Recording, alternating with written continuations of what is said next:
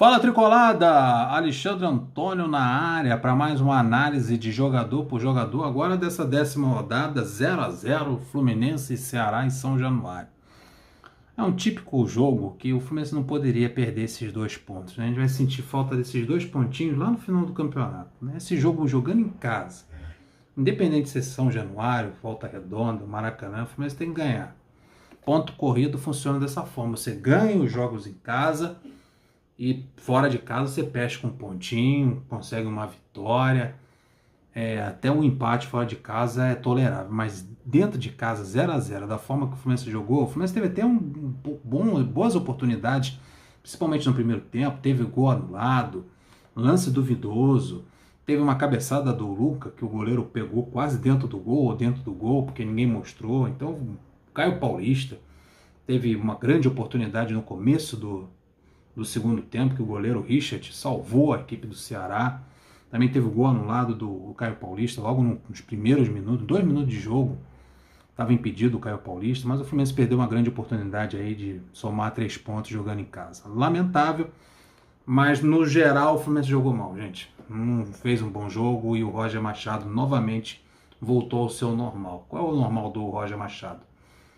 Fazer cagada nas substituições, tirar quem não deveria tirar, fazer substituições aleatórias e acabou prejudicando principalmente o segundo tempo do Fluminense. Então vamos lá, vamos analisar.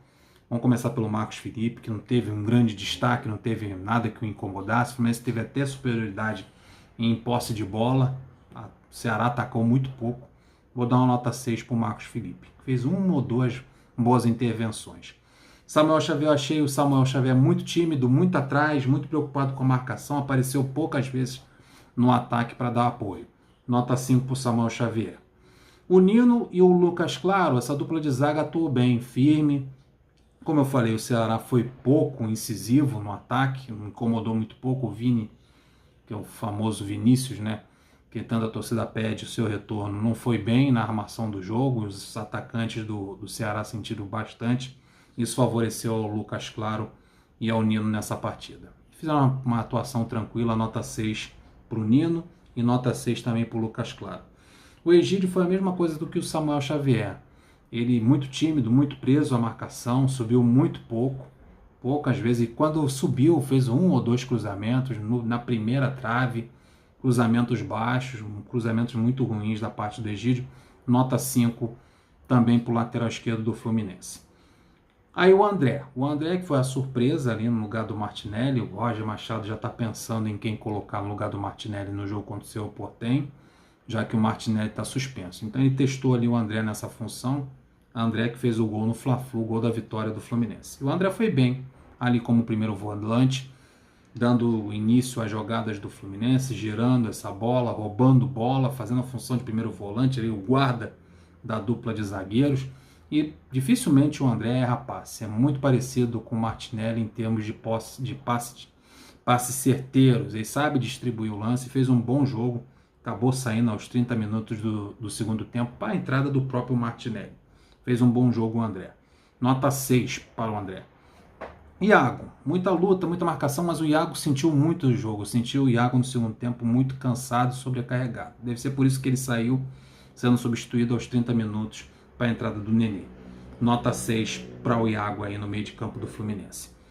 O Iago ele teve mais desgaste nesse jogo contra o Ceará do que nos outros jogos, porque o Gabriel Teixeira ficou migrando muito para os lados do campo e o Iago ficou com uma responsabilidade dobrada ali no meio de campo e ele sentiu muito isso, mas mesmo assim vai receber uma nota 6.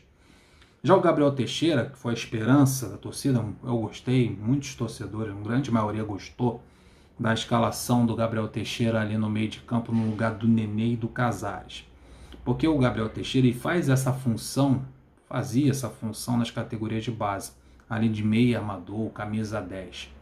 Mas de tanto escalarem ele aberto na ponta esquerda, acabou viciando ele lá para aquele lado. E ao invés, na grande parte da partida, porque ele jogou até o final, na minha opinião, erradamente, porque ele foi muito mal nesse jogo, ele, ao invés de ficar ali naquela função, armando o jogo, criando a jogada, fazendo essa bola correr, dando profundidade aos lances, o Gabriel Teixeira acabou caindo pelos lados. Acabou se viciando em cair pelos lados do campo e jogar como ponta. e ficou aquele buraco ali no meio de campo e aquela inexistência na armação do jogo. Não tinha ninguém para armar o jogo ali pelo meio. Foi muito mal, errou quase tudo que tentou, então vai receber uma nota 4, o Gabriel Teixeira, nota 4 para ele. Já o Luiz Henrique, ele jogou pelo lado direito e o Caio Paulista pelo lado esquerdo. Pelo lado direito, o Luiz Henrique driblou, partiu para cima do adversário, entrou na área como fez no Fla-Flu, em jogadas individuais, fez um bom jogo, mas inexplicavelmente saiu aos 30 minutos do segundo tempo, quando estava bem também, para a entrada do Casares. Erro crasso aí, um claro erro do Roger Machado de avaliação. Luiz Henrique não deveria ter saído do jogo. Na minha opinião, foi um dos melhores atacantes, um dos melhores no jogo. Vou dar uma nota 7 pro Luiz Henrique, tá, rapaziada? Caio Paulista conseguiu ser melhor do que o Luiz Henrique. Porque o Caio Paulista, ele perdeu o gol, fez um gol, né, que foi anulado aos 2 minutos do primeiro tempo, estava impedido. Teve uma outra oportunidade no início do segundo tempo, em que ele saiu lá, deu uma arrancada do meio de campo, saiu, entrou na área, driblou 2 jogadores, brigou por ela, trombou, chutou, o goleiro Richard deu uma defesa espetacular lá no cantinho. Caio Paulista fez de tudo no setor ofensivo do Fluminense, e jogando pelo lado esquerdo. E mostrou versatilidade, porque às vezes você coloca o Caio Paulista jogando pelo lado direito, você pega o Caio Paulista, joga ele pelo lado esquerdo, como ele fez hoje nesse jogo contra o Ceará, e o Caio Paulista vai lá e dá conta do recado. Fazendo essa linda jogada no início do segundo tempo, em que o Richard salvou, e fazendo outros lances muito perigosos a favor do Fluminense. Partidaço do Caio Paulista, nota 8 para ele. O melhor em campo, na minha opinião. Já o Fred, infelizmente, aos 18 minutos do primeiro tempo, foi dar uma arrancada, o desgaste que o centroavante no Fluminense tem, de vir aqui atrás, buscar o lance, carregar essa bola no comando do ataque. Aí, meu amigo, foi dar uma espichada, lance clássico do Fred. Aquela bola espichada para ele correr em velocidade, ele vai, o músculo estoura, foi isso que aconteceu. Saiu aos 18 minutos, contundido. Contusão muscular nos preocupa principalmente para esse jogo contra o Cerro Porteño, porque a gente está sem o Abel e está sem o Bobadilla, contundidos. E a gente acaba tendo que aturar o Luca de falso 9, entrando no lugar do Fred aos 18 minutos do primeiro tempo. Aturar o Luca desde os 18 minutos do primeiro tempo até o final do jogo, meu amigo, é teste para cardíaco. Lamento, não tem como dar nota para o Fred saindo aos 18 minutos do primeiro tempo. Então a gente vai para o Luca, que entrou e teve 2 oportunidades de cabeça.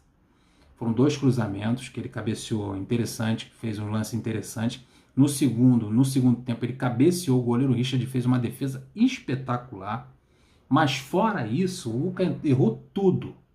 Tudo. E o pior, que ele era para ele ficar como referência no lance, lá na área, para que os atacantes, o pessoal do meio de campo, procurasse ele como referência, e não, ele ficou caindo pelos lados do campo. Aí não jogou como falso 9, jogou como ponta direita, como ponta esquerda, ficou caindo pelos lados. Teve um momento que o Luca, que era para ele estar na área para receber essa bola, ele estava aberto lá na ponta direita, fazendo um cruzamento para o Gabriel Teixeira. O Gabriel Teixeira daquele tamaninho, com 2 zagueirões da equipe do Ceará, e o Luca na ponta direita fazendo um cruzamento rasteiro para o Gabriel Teixeira. Aí, meu amigo, é complicado. Teve até um lance que, por um milagre, o Gabriel Teixeira conseguiu cabecear uma bola no meio de 2 zagueiros do Ceará. E perdeu o gol. Então o Luca se atrapalhou muito, só acertou em 2 lances de bola aérea, como eu falei, nas cabeçadas, uma cabeçada perigosíssima. De resto, errou passe, errou lance, errou drible. É muito malo esse Luca. Agora virou referência aí, virou opção ao Fred. E no banco de reserva poderia muito bem ter colocado o João Neto como opção de centroavante, um garoto que tem as características parecidas ao do Fred, e temos que aturar o Luca como falso 9. Nota 4 aí pro Luca, com muita boa vontade. Aí o Roger começou a fazer umas modificações que não surtiram efeito nenhum, cara. Daí entrou o Nenê, daí saiu o Iago, muito cansado. Aí ele colocou o Casares, é assim, é 880. Ou ele coloca o Nenê, ou coloca o Casares. Dessa vez ele barrou os 2, depois na substituição ele coloca os 2, entendeu? Ele tira os 2, depois no mesmo tempo, no segundo tempo ele coloca os 2.